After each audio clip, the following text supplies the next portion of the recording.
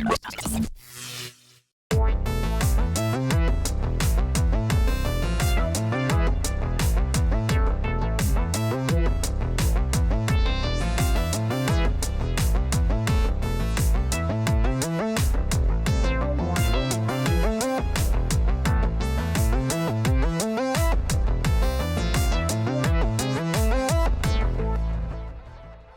everyone, welcome to a follow-up video about me reorganizing my Eurorack system, which includes the idea of having my main sequencers on dedicated small cases. For example, I can have my Eloquencers here on a separate case. I can have my NerdSec and all the expansion modules on another small case. And these small dedicated sequencing cases will allow me to use my sequencers everywhere I need.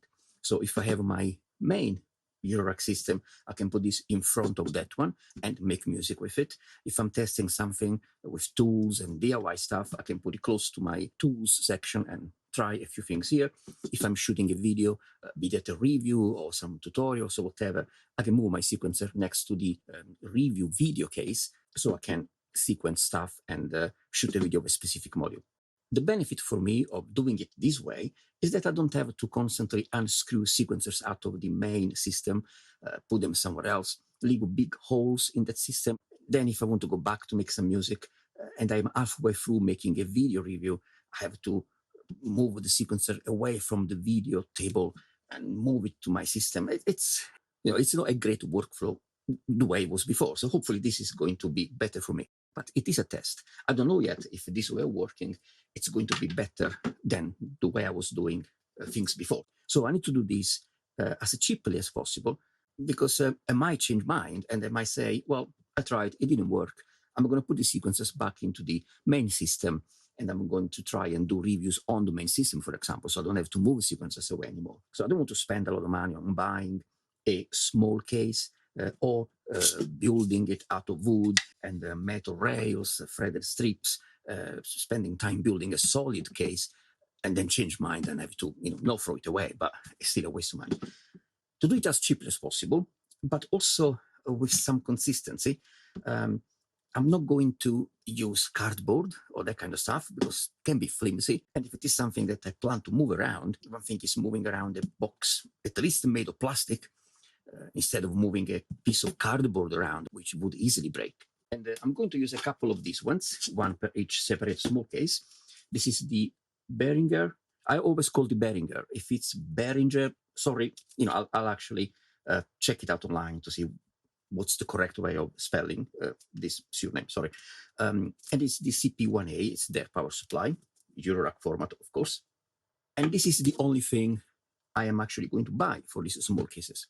The actual case, it's 10, 15, 12 years old piece of plastic.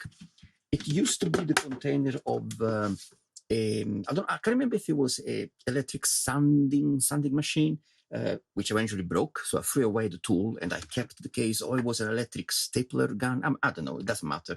The tool, it's dead. Died a long time ago. The case I kept, I was actually holding small bits and bobs inside. Those small bits and bobs are in another bigger box. And this one is going to be my new small tiny sequencing case, number 1, and there will be a number 2. Now, as simple as a case like this is, there are different ways of making use of it. And the way I'll be using it, it's probably not the way you would use it. Most people will use it probably in this way, which is a great way of using it. Open it, add the rails, or just use pieces of wood and screw modules on the wood directly, especially if it's a permanent setup. So put all your modules here. And this is quite old. There are 6 centimeters down here, 6 centimeters up here. So you could easily have your modules at the bottom and use this as a cover, which allows you to leave the system patched. There is plenty of space. 6 centimeters should be enough. So you can have a small system at the bottom, close it, keep it patched, and carry it away. You want to keep making music, bring this thing back on, open it, and make music.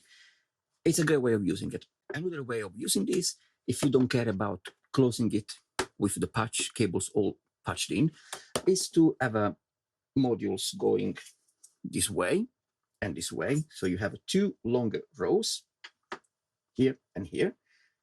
You need to take the patch cables off to close it.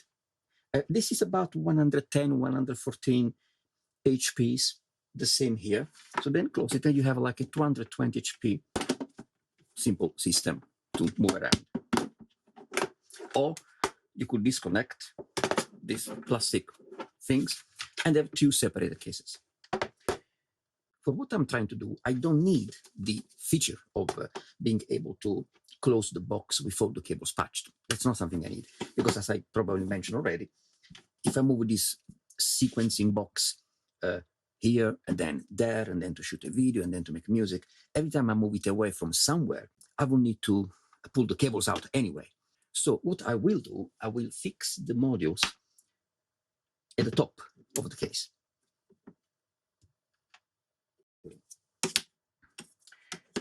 This is the height of a module.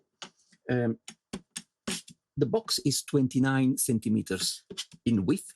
That's 57 HPs and 57 HPs. And it's tall enough, long enough to host a couple of rows.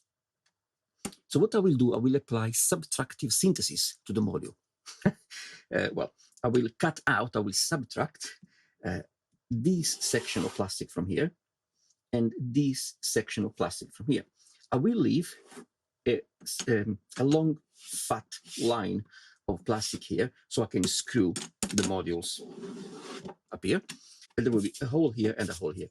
Practically, this will sink inside the top so that the top is flush with the top of the box. The modules will be screwed at the top edge on the plastic, middle fat line, tagliatella line in the middle, and the bottom will be screwed on the bottom edge. This gap here is fine because the Eloquencer goes from here to here, so I only need to put 2 screws here, 2 screws there. This gap is not a problem. There is a support up to here, and you don't really hammer down these buttons. You just push them a little bit. You tap them, so nothing is going to break. Now, what I can do a couple of things.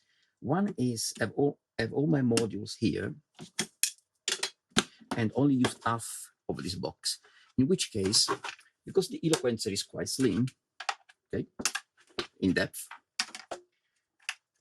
I still have enough space probably to put the power supply on the side here. If it's too close, if I feel it's too close, then I will use the whole box for as one Eurorack box, and I can put the power supply here on the side with the switch externally. If I'm worried about damaging it, I can build some support and actually put it here, drill some ventilation holes.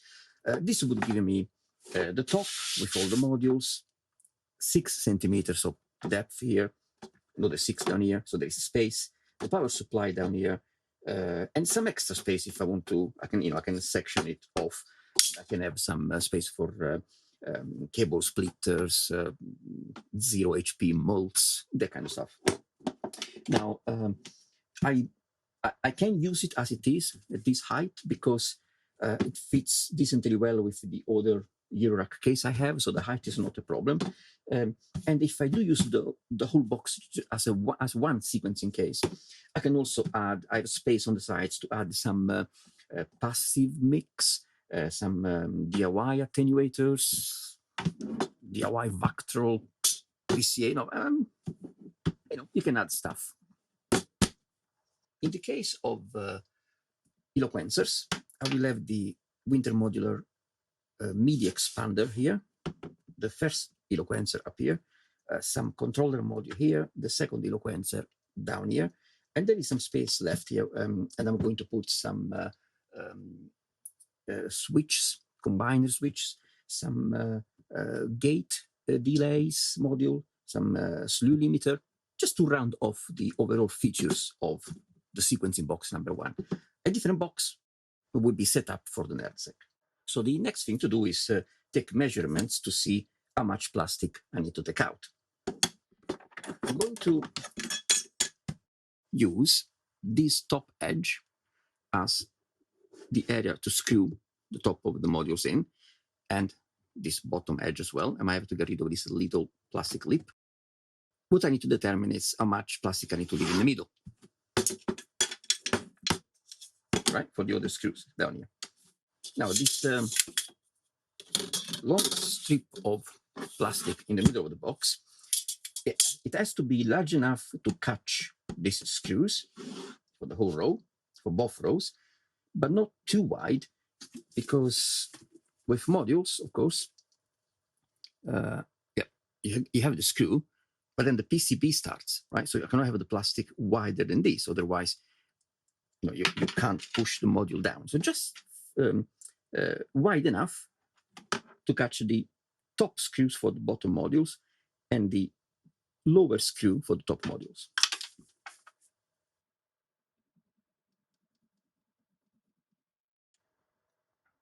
Okay, so I just made a couple of signs here. And so this is going to be the middle plastic strip that I will leave in place, and I will cut this section out, and I will cut this section of plastic out. And you can use some tool like this to get straight lines, or you can take a measurement on this side if you don't have something like this, and then connect the spots.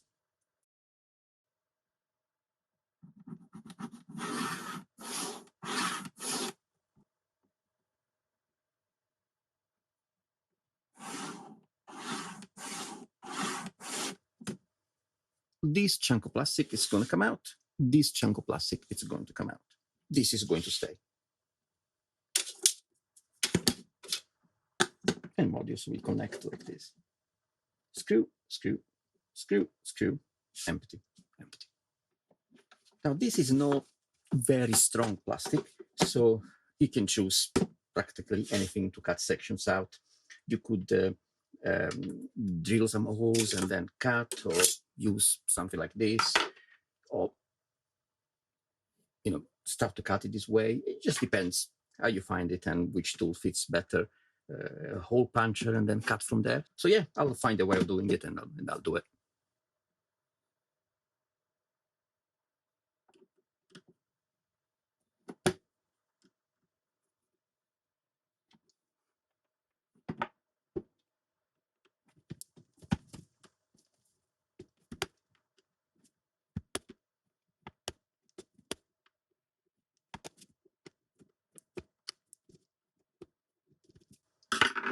Just working my way with a few holes. Then I will cut these chunks, and then I can even start using a strong scissors and go through.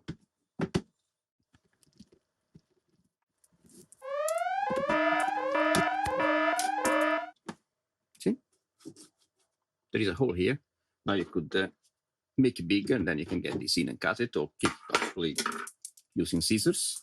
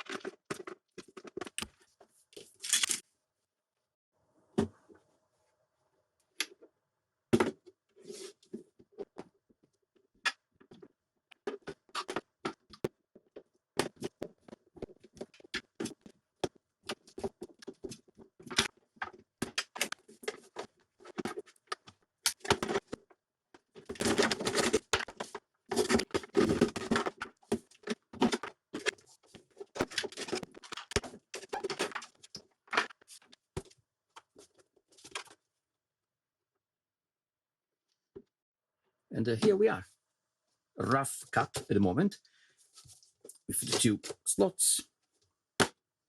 the modules will be going here. This is why I have these pieces of wood. I need to cut them to sides to reinforce the middle bit a little bit, because of course it's a big gap without support. But let's see if this works. And yeah, there you go. I have enough plastic at the top to screw the top of the module on, plastic at the bottom to screw the bottom. Lower modules will be like this. I'm going to fix this rough cut here, but if there is too much plastic and it touches the PCB, you can just cut out a little bit more to make more space for the PCB at the bottom. So I'm just going to do this a little bit around to make it a little bit smoother, and then we carry on from there. One thing I forgot to say is that I was originally thinking to cut the top as well, but it depends if I need to cut it or not. If yes, it looks like I need to. Yeah, so I need to make more space on the side so that I can use the full 57 HPs. So I will be cutting a little bit more here, here, here, here. So I have more space for a full 57 HP wide row.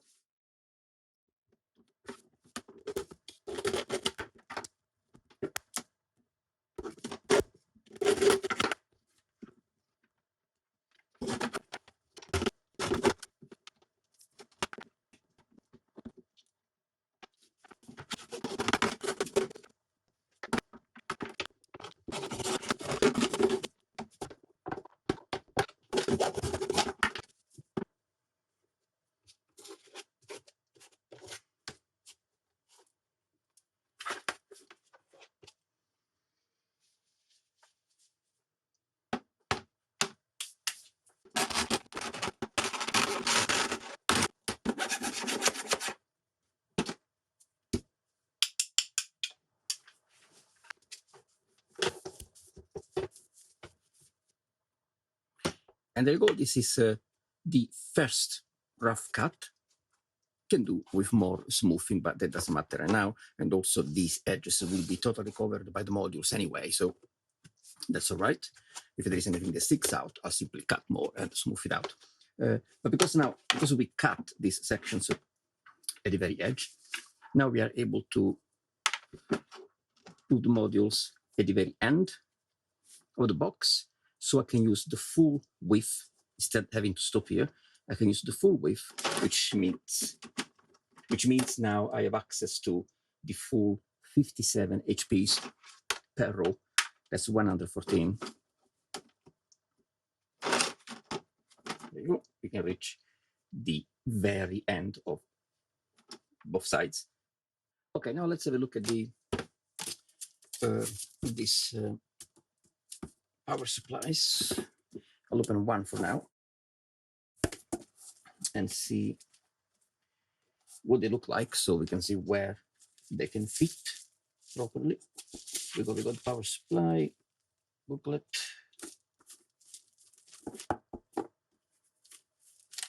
Okay, and then we have, I guess, the power brick and cables. There we go. 1, 2.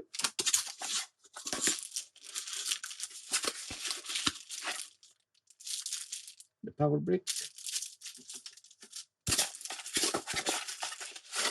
the cable. Well, I have this other UK plug thing here. So anyway, this does not matter. The main thing right now is this one. Okay, so this could go on the side. Then you have the cables going inside, so this could go aside here, or I would put some support inside the box, and I could have this somewhere here, so that even if this is filled with modules, I could just switch it from here, or I could have it here. Actually, I can make this gap a little bit, this gap here a little bit wider. Oh no, this would even fit here. Oh, that's good. See, that's a bonus of the shape of this box. Okay, I think I might put it here. Maybe not.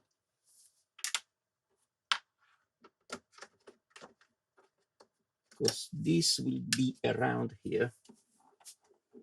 Well, there is a big gap. See, there is space at the back. There's more than a finger of space between the two modules. So I could have it actually at the front, right? Could have it here.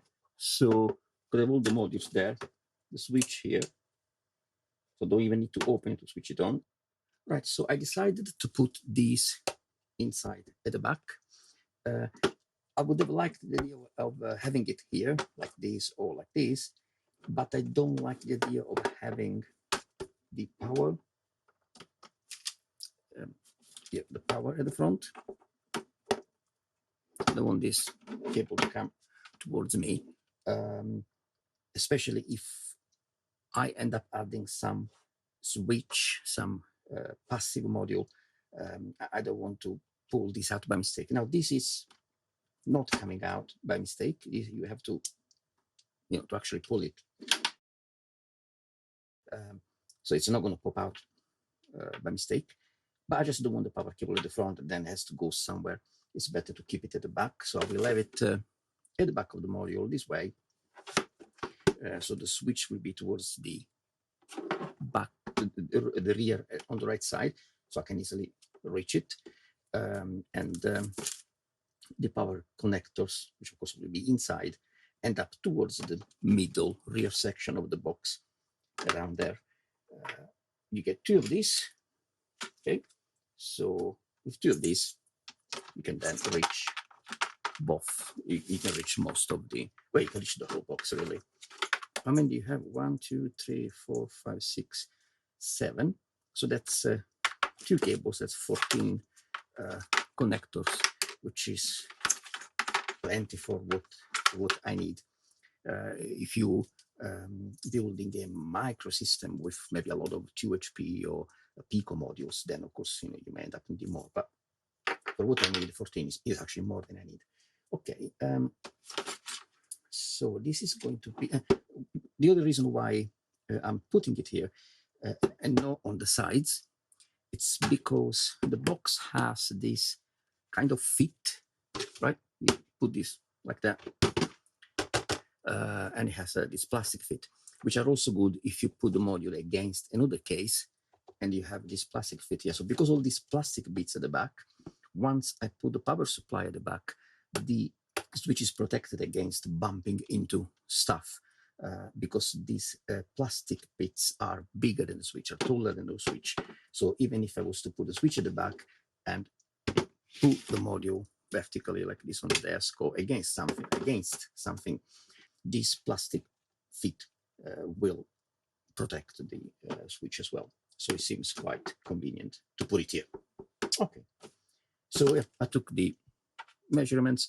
Remember, you don't want to make a hole as wide, as big as the front panel, otherwise you don't have plastic underneath to screw these things onto anything. So what you do, you check the width of the inner width of the module, because this is what needs to slot inside the plastic, and you leave enough plastic on both edges so that the screws can do their job and attach the module to the case, to the box. Okay. Okay, now we're going to make a few holes.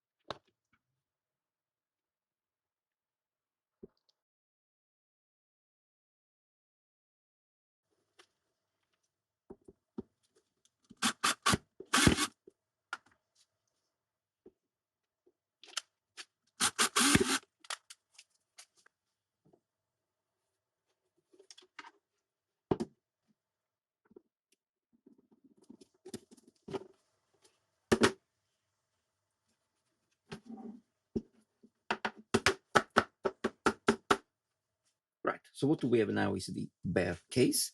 We have a couple of screws at the bottom to hold this pieces of wood in place. You could have more screws to make it more steady, but I just wanted to make sure this is going the way I want it before spending more time in making it better or replacing it with a better case. Anyway, so yes, so this wood is here. When you close the top,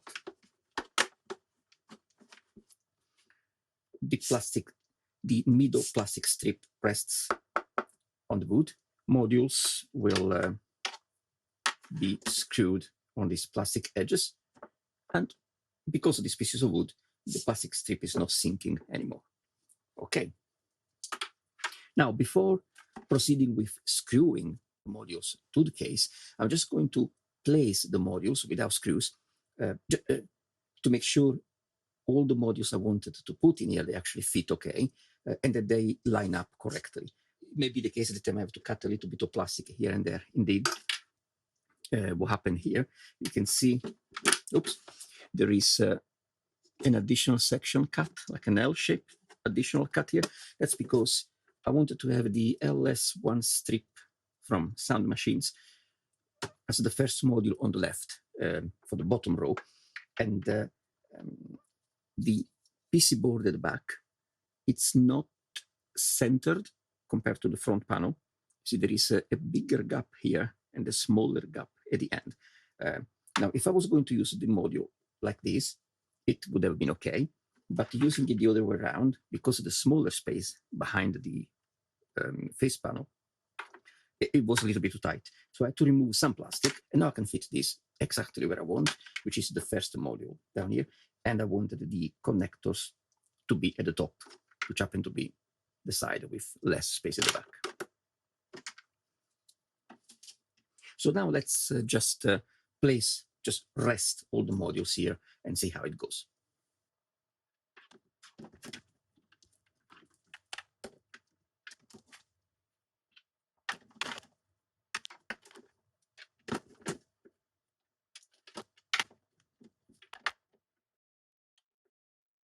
Okay, they seem to fit just fine. I might have to remove a little bit of plastic just here on this edge. There's a little bit of rough stuff sticking out, and that will be okay. So at least I know now that if I fix the screws correctly, they can be set to line up in a tidy way. Hopefully, finger crossed. Now, about the fixing with screws, I was going to pre-drill the holes, but then I decided not to use a drill, even if it's a small drill, too close to the module. I don't want to damage the module by mistake. So I'm using, not even this one. I'm actually using this. Don't know if you can see. This is like a threaded section here. So I'm manually marking where I want the hole, and then twist it in. This will create a thread in the plastic as well. And then using knurlings, or you can use normal screws to actually fix the module. So I'm going to do the rest of it, and I'll see you shortly. Okay, this is the first row connected. I was using knurlings before, but I went back to normal screws for two reasons. One is this is supposed to be a kind of permanent setup. I'm not going to move the modules in and out of this case very often, so you don't need easy to use screws. And I'm running out of knurlings, so yeah, I reverted back to normal screws. I had to nip away a few bits and bobs of plastic here and there. Easy enough to do with tools like this, or something stronger like this. They will work too. And yeah, I just kept using this whole thing to make holes, and then just screw the modules in place. Right, I'm going to carry on with the top row, and I'll see you in a few minutes. The second row is in. That's what it looks like so far. We're not finished yet. I need to add the power supply at the back here. That's the box for now. No big issues in aligning things up. Most of it's all aligned decently enough. The biggest issues I had in aligning modules was with these last two. These things seem to not be perfectly flat at the top for some reason. And then the dynamo from Bastol Instrument. Well, you know, this is the older version. This is the wooden panel. And they are a little bit thicker and a little bit wider than they should be. So it's always been a problem aligning it. Indeed, I have the dynamo and the Hendrickson from them. And that's why I didn't buy any more of their modules, because they stick out and they're hard to fit with other things. But that's a problem from the past. Now they use metal, aluminum, whatever panels. So Bastol Instruments modules now, they are perfectly fine. Okay, so time to add the power supply at the back.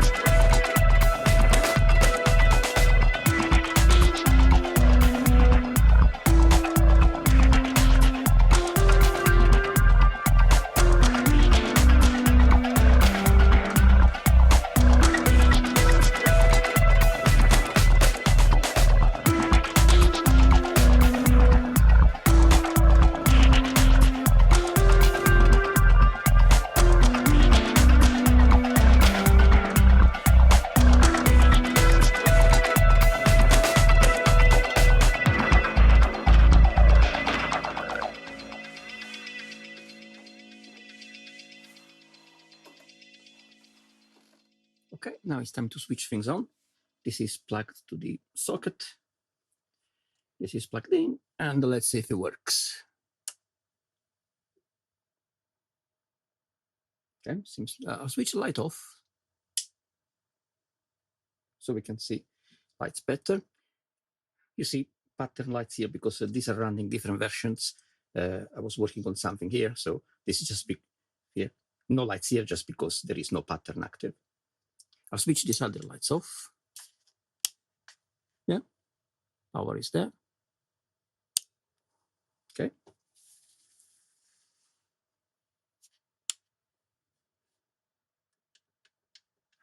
Yep.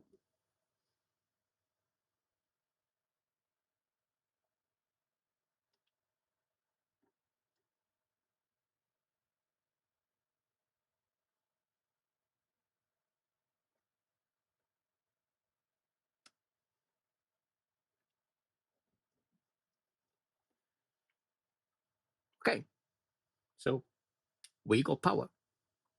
And so practically for the cost of a power supply, an affordable power supply, we have a 114 HP case. You can do this with any plastic case you may find lying around in your house and, go and build a case.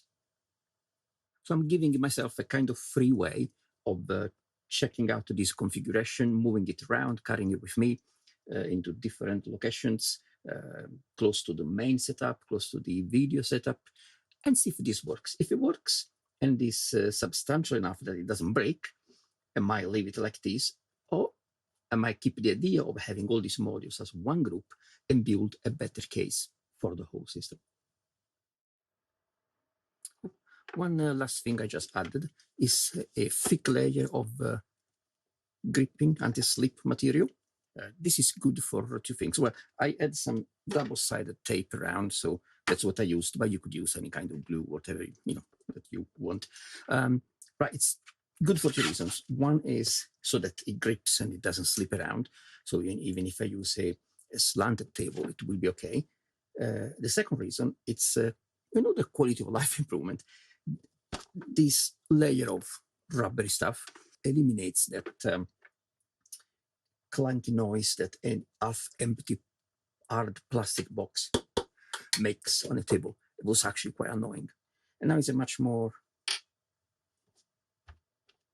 muted, muffled, professional sound, which is much better than something like that. See? Nice. And of course, if you don't like this idea, you could always use rubber fit. I did not use rubber fit because the box sits tall enough as it is. I didn't want to make it even taller. It would stick out too much compared to the other equipment I have.